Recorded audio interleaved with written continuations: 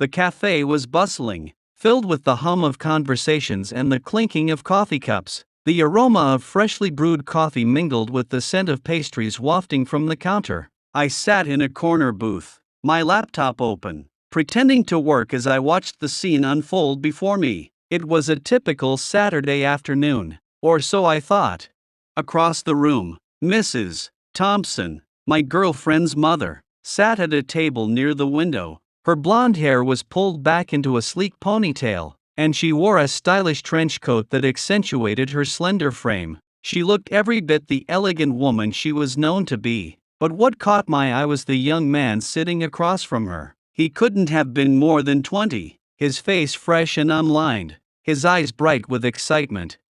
I sipped my coffee, trying to ignore the knot forming in my stomach. Why did this feel so wrong? Mrs. Thompson was married. After all, my gaze drifted back to them, and I nearly choked on my drink when I saw their hands intertwined on the table. The boy leaned in, his lips brushing against hers ever so gently. Mrs. Thompson didn't pull away. Instead, she smiled, her fingers tightening around his. My mind raced. This was not normal behavior for a married woman, let alone someone who was supposed to be a role model. I had to tell someone, but who? My girlfriend, Lucy, would be devastated. She idolized her mother, always talking about how strong and supportive she was. How could I break that image she held so dear? As if sensing my intense stare, Mrs. Thompson looked up, her eyes locking onto mine. For a moment, time seemed to stand still. My heart pounded in my chest, but I refused to look away. She broke the connection first, turning back to the boy with a dismissive wave of her hand. He stood, leaning down to kiss her once more before leaving the cafe. I closed my laptop, my decision made. I couldn't keep this to myself. Gathering my things, I hurried out of the cafe and dialed Lucy's number as I walked. She answered on the second ring, her voice warm and inviting. "Hey, you never called during the day. What's up?" "Lucy, we need to talk," I said, my tone urgent. "It's important." She paused, sensing the seriousness in my voice. "Okay, I'm free now. Where are you?" "At the park near your house. Can you meet me there?" "Sure, I'll be there in 10 minutes. The line went dead, and I sighed, running a hand through my hair. This conversation wouldn't be easy, but it was necessary. When Lucy arrived, she found me pacing beside a large oak tree, my nerves getting the better of me. "What's going on?" she asked, her brow furrowed in concern. I took a deep breath, meeting her eyes. "I saw something today, something I think you need to know about." Her expression softened, and she reached out, taking my hand in hers. "Okay, just tell me, whatever it is, we'll get through it together." I nodded, squeezing her hand reassuringly. "I was at the cafe, working, and I saw your mom there, with a boy, a much younger boy."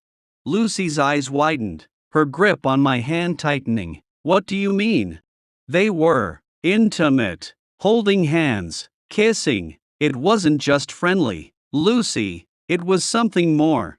For a long moment, she said nothing, her eyes searching mine for any sign of deceit. Finally, she shook her head, tears welling up in her eyes. "No, that can't be right. My mom wouldn't do that." "Are you sure?" "I'm positive. I saw them with my own eyes." Lucy's shoulders slumped, and she let go of my hand, stepping back. "I need to talk to her. I need answers." Without another word, she turned and walked away, leaving me standing there, helpless. I knew this revelation would change everything, but I couldn't take it back now. All I could do was wait and hope that Lucy would find some way to cope with the truth. Later that evening, Lucy called me, her voice trembling with emotion. "Can you come over? I need you." I didn't hesitate, grabbing my jacket and heading out the door. When I arrived at her place, she was sitting on the couch, her eyes red from crying. She looked up as I entered, and I could see the turmoil in her gaze. "She admitted it," Lucy said, her voice barely above a whisper. "Mom confessed. She said she's been seeing this boy for months because Dad wasn't giving her enough attention. Can you believe that?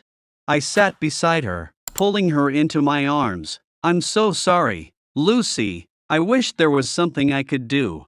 She clung to me, her body shaking with sobs. Why? Why would she do this to us? To Dad? I stroked her hair, trying to offer comfort. People make mistakes. Maybe she thought she was unhappy, but now she has to face the consequences. Lucy pulled back, wiping her tears with the back of her hand. I can't stay here. I can't live under the same roof as her. Not after this. What are you going to do? I asked, my heart aching for her. I need to talk to Dad. I need to tell him everything. It's not fair to keep this from him any longer. I nodded, understanding her need for honesty. Do you want me to come with you?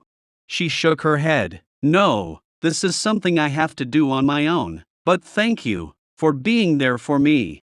Always, I whispered, pressing a gentle kiss to her forehead. As she left the room, I couldn't help but wonder what the future held for her family. The betrayal she had witnessed would undoubtedly leave scars, but maybe, just maybe, they could find a way to heal together. Lucy stood at the entrance of her father's study, her heart pounding in her chest. The heavy oak door felt like a barrier between her and the truth she was about to unveil. She took a deep breath, steeling herself for what was to come. With a resolve that surprised even her, she knocked softly and waited for his response. Come in, her father's voice called out, steady and calm as always. She pushed the door open and stepped inside, closing it behind her with a quiet click. Her father, Mr. Thompson, was seated behind his desk, glasses perched on the end of his nose as he reviewed some papers. He looked up when she entered, his face breaking into a warm smile. Lucy, darling, what brings you here? He asked, setting the papers aside and leaning back in his chair. For a moment, Lucy hesitated, the weight of her revelation pressing down on her, but she knew there was no turning back. She had to be honest, no matter the cost. Dad, I need to talk to you about Mom, she began, her voice unsteady but firm. Mr. Thompson's smile faded slightly, concern etching itself into the lines around his eyes. What about your mother? Lucy swallowed hard, her throat dry. I know something that might change everything between you two. His expression grew more serious, his brow furrowing. Go on, Lucy. Taking another deep breath, Lucy plunged forward. Mom, she's been having an affair. The words hung heavily in the air, and for a moment, there was complete silence. Mr. Thompson's face paled, his hands tightening around the arms of his chair. What are you saying? He finally managed, his voice barely above a whisper. Lucy's eyes filled with tears as she nodded. I saw her with someone else. They were at a cafe, holding hands, kissing. Mr. Thompson's jaw clenched, his entire body tense as he processed the information. Are you sure? Yes, Dad. I confronted her, and she admitted it. Lucy's voice broke, the pain of the betrayal evident in every word. For a long moment, Mr. Thompson said nothing, his mind racing with thoughts and emotions. Finally, he spoke, his tone a mix of disbelief and anger. Why? Why would she do this? Lucy shook her head, tears streaming down her cheeks. I don't know. She said it was because you weren't giving her enough time. But, I think there's more to it than that. Mr. Thompson leaned forward, resting his elbows on the desk as he buried his face in his hands. This can't be happening, he muttered, more to himself than to her. Lucy moved closer, placing a comforting hand on his shoulder. Dad, I'm so sorry. I never wanted this for you or for us. He looked up at her, his eyes red-rimmed and filled with anguish. We need to talk to her. We need to get to the bottom of this. Together, they made their way to the living room where Mrs. Thompson was seated, sipping tea as if nothing was amiss. When she saw them enter, her expression shifted from one of casual ease to one of apprehension. Stephen, Lucy, is everything all right? She asked, standing up as they approached. Mr. Thompson's gaze was steely, his voice cold as he replied, "No, everything is not all right. We need to talk." Mrs. Thompson's eyes flicked to Lucy, her face paling as she realized what was coming. "What's going on?" "Lucy knows about your affair," Mr. Thompson said bluntly, watching his wife's reaction closely. Mrs. Thompson's mouth opened and closed several times before she found her voice. I can explain."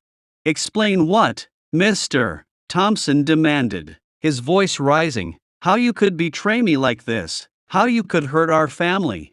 Lucy's heart ached for both of them, but she knew this conversation needed to happen. "Mom, why did you do it?"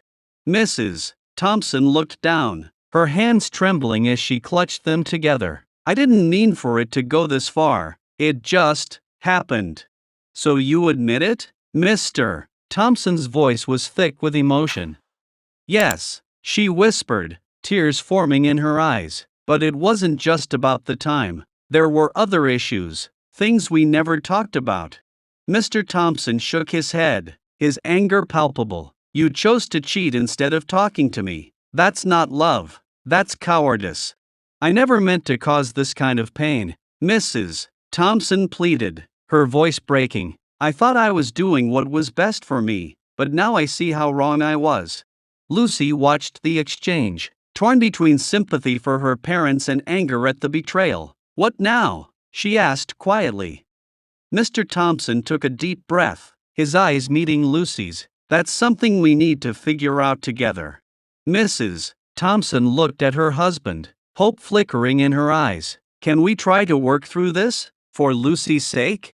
Mr. Thompson hesitated, his gaze softening slightly. "I don't know if we can repair what's been broken, but we owe it to each other, and to Lucy, to at least try."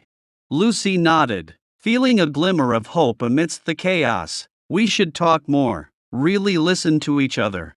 As they sat down together, the tension in the room slowly eased, replaced by a determination to understand and heal. The road ahead would be difficult, but Lucy knew that honesty and communication were their best chances for rebuilding their family.